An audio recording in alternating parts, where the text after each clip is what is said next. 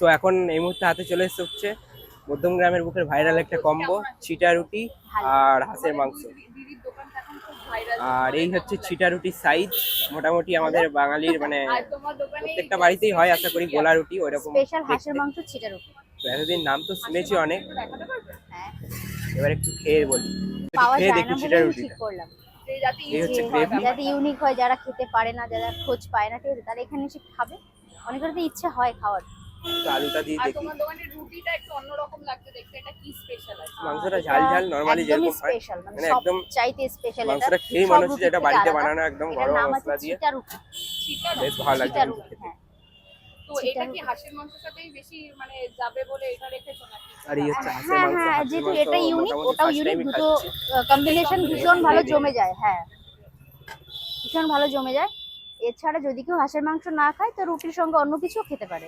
আচ্ছা, আর চিকেন কি কি রয়েছে, option আছে তোমার?